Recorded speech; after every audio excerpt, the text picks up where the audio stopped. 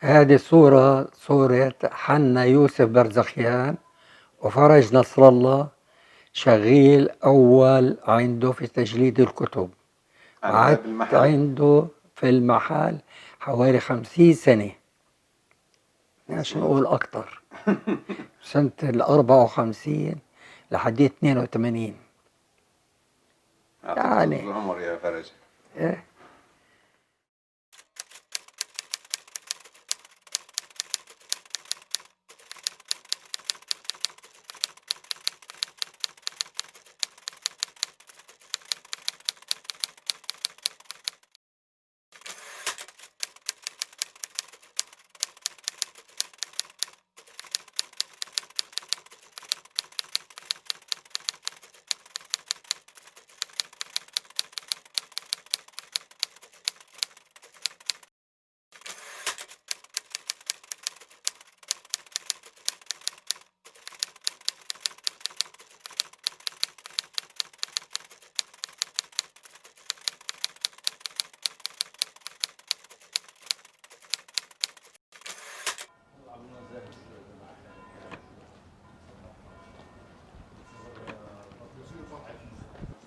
أنا اسمي جاك برزخيان، وإحنا قدام محل أبوي حنا برزخيان اللي فتحوا فيه 1950. الواجهة للمحل والسدة بالمحل هي السدة الأصلية والواجهة الأصلية زي ما كان وقت ما والدي موجود، بالمخمل الأحمر والدهان الأخضر على الخشب والتيراتسو سيدات. وطبعا برضه هون بنحكي هذا البلاط هو البلاط الأصلي للمحل، والسدة هي السدة الأصلية اللي أبوي بناها في 1950. وعمليا كان محله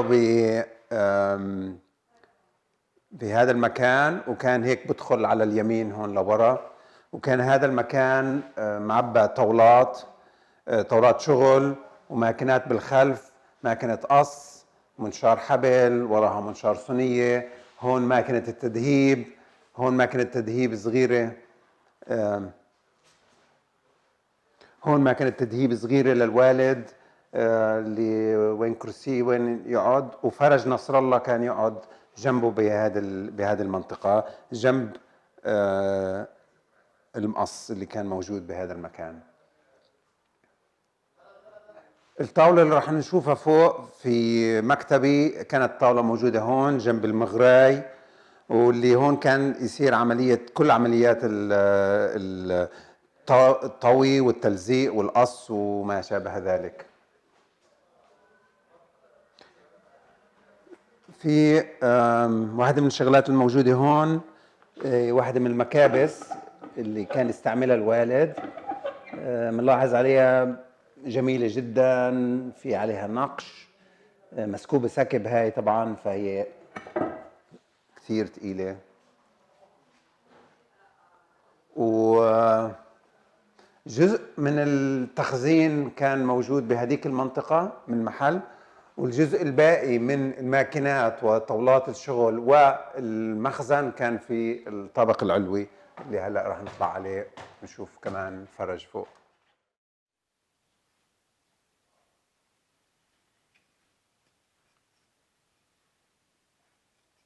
ايش بالنسبة لهي الصورة فرج؟ اي سنة هاي؟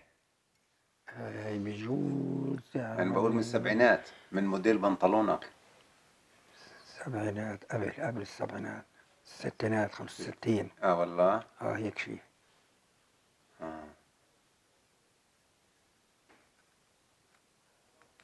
امتى بلشت مع ابوي؟ أنا بلشت معه بعد ما اجيت من بيروت سنة 57 98. كنت بشتغل أول شيء سنة سنتين وين؟ عنده، وبعدين طلعت على لبنان شميت هوا واشتغلت هناك سنة. بعد السنة اجيت سنة 57 وقتها هنا. هل بتقدر تعتبر ابوي انه اول محل تجليد انفتح بالقدس تجاري؟ لحاله هو ولا الباقي من في المطابع. في المطابع، بدار الأيتام، دير اللاتين، حبش، كذا، مطابع كلها. فهو التجليد كمحل فني. تجليد لحاله فيش إلا هو هدول المطابع بيسووا تجليد نسميه تجاري، وابوي بيسوي تجليد فني. فني. اه. تجليد فني كان، فكان لأنه هو كله المتخصص. خياطة وبعدين تدهيب الاسم وكل إشي. رقم واحد كنتوا تشتغلوا. هو كنا 7. واو. طب هل انا حسب يعني ذاكرتي، هل الشغله ضلت على نفس الوتيره، ولا اذا لا برايي هبطت اتطورت احنا معنا، لأنه مش بس تجليد كتب، مم. صرنا نساوي علب، اه. علب للخواتم، علب للأساور، كله للعروضات اللي في محلات الذهب بيعرضوها، مم. وبعدين علب للمعالق مم. والشوك بس والسكاكين. ضمن التجليد كنتوا كمان تطوروا موضوع التجليد، وتسووا المصاحف وتحطوا لهم تدهيب وتحطوا لهم صدف وتحطوا لهم خشب زيتون. المصاحف كنا نلبسهم خشب زيتون، اه. يجيبوا لنا خشب زيتون احنا نسويه ونلبسهم للمصاحف. بس الاشي الغالي غالي يجيبوه صدف، نصدف نسوي له علب، علب مخمل. بس اول شيء تجلدوا، تحطوا له نجلده ونحط الصدف عليه، يا. يكون مصدف وكل اشي، الغلافة الصدفية مم. تكون يجيبوه، لأنه هذا اشي تقيل. آه. يودوه لبرا للقصور الملكية لكذا، وبعدين يودوه ايش على مين اكبر خلينا نقول زباين كان عندكم بالفتره بشكل تجليد. عام؟ لا تجليد تجليد، انا بنحكي بس من عن الجامعات. الجامعات. جامعة بير زيت كانت كنا المحاميه، نجلد. أنا بتذكر نقابه المحامين كان يجي نقابة عندكم. المحامين، روكفلر، متحف روكفلر آه. اللي كان في باب الزهري. فهدول ايش نجلد يجلدوا حوليات يمكن نجلد كل المراجع تبعهم، اه. الكتب. في الأشياء القديمة قديمة عندهم، وفي أشياء جديدة. اه. بس كان بتذكر في كتير، انت كمان كنت تشتغل كتير بهذا النوع من التجليد، اللي هن يجيبوا لك اعداد المجلات زي أهو هذه هون، هذا اللايف ماجازين النصف السنه الاولى. فهون مراجع في اللايف. اللايف هذه بتيجي، ما هي شهرية بتيجي. شهريه، نجمعهم ونخيطهم ونجمعهم تحطوها كلهم كل السنة في كتاب واحد. يا يا إن او كان هاي كتابين، هذا كتابين كان كتاب أو كتاب. كتابين حسب يا. قديش الحجم تبعه.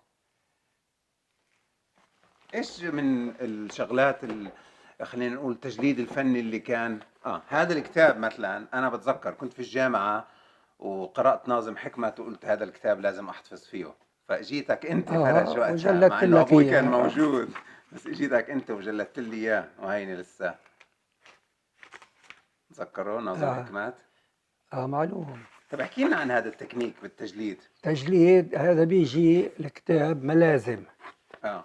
عدة ملازم، 10 15 ملزمة، لازم نجمعهم، نخيط واحدة مع الثانية والثالثة والرابعة والخامسة والسادسة لما يصير كله كامل. بنحط له القميص، قميص مجوز، هذا بنقول له قميص ورا مجوز، بنلزقها هيك شوي هون ومن الشقة الثانية، وبعدين بنقصه على الداير، وبعدين بنساوي الغلافة، بكون جاهز لهذا. وبعدين الغلافة بندهبها قبل ما طبعا. نركبه على الكتاب. وبتدور. بندوره، احنا بنسوي له مثل بتدور بهاي. جنحان، ايوه بهاي. مثل جنحان.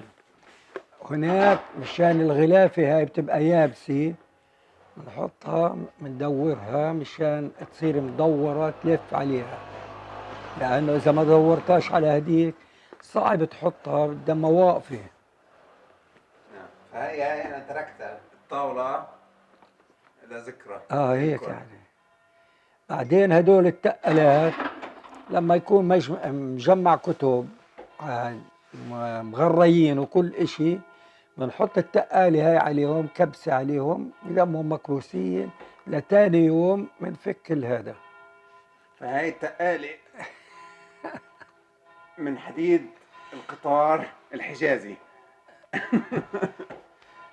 وهدول التقالات كمان تستعمل بعدين رصاص. هدول الأحرف أحرف فرنجي، يعني إنجليزي، فرنساوي، بولوني، الأحرف فرنجية مش أحرف بس عربية. هدول في نحاس أحرف فرج. النحاس، وهذا هذا رصاص، رصاص، وهذا نحاس. وهذا نحاس. النحاس بيتحمل أكتر حمل، لأنه هذا لما بنطبع على الكتاب الذهب هذا ما بيطبع إلا على الحمل. تحمل الأحرف هدول في الماكينة ومرطبع هاي. ورصاص بدوش اشي كتير، لانه الرصاص مع الحم بطمس الحب بصير طامس.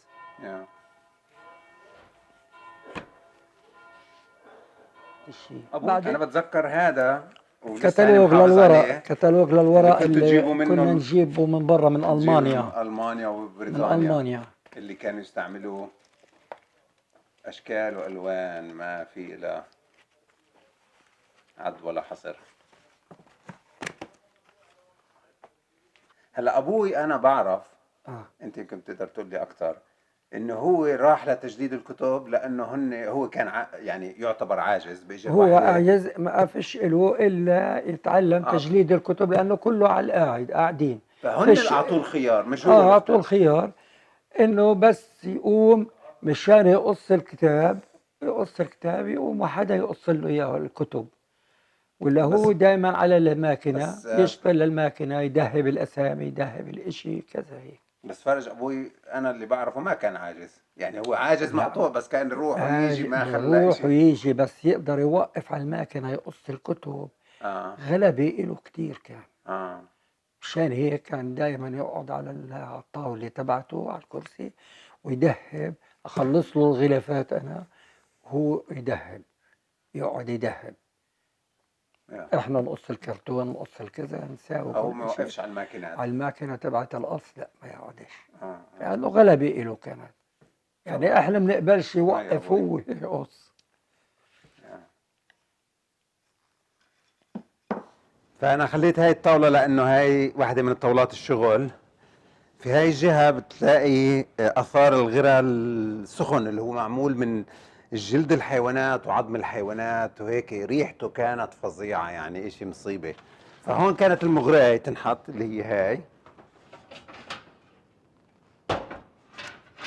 حط فيها مي، وهون بحطوا هذا الغرى العدس زي العدس وبدوب مع حم المي، فكان هون محطوط.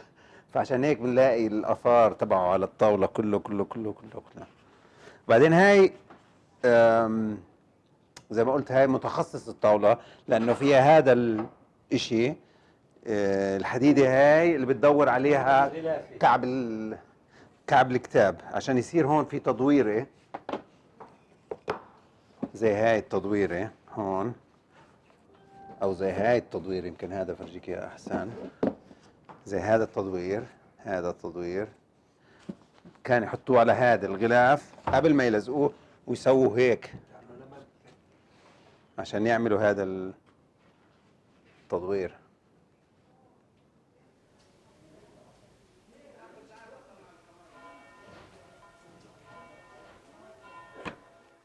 وهاي من محبتي الى التجليد بعدني لهلا مداوم في هالاشي هاد. صاحب الي كذا محل بسوي له اياه، بساوي كتب وبجلدهم هيك، بتسلى تسلاي عليه لاني بحب الصنعه وماشي معي مثل الذهب. يعني اصحاب الي كتير طلبه مني بنسوي لهم اياهم.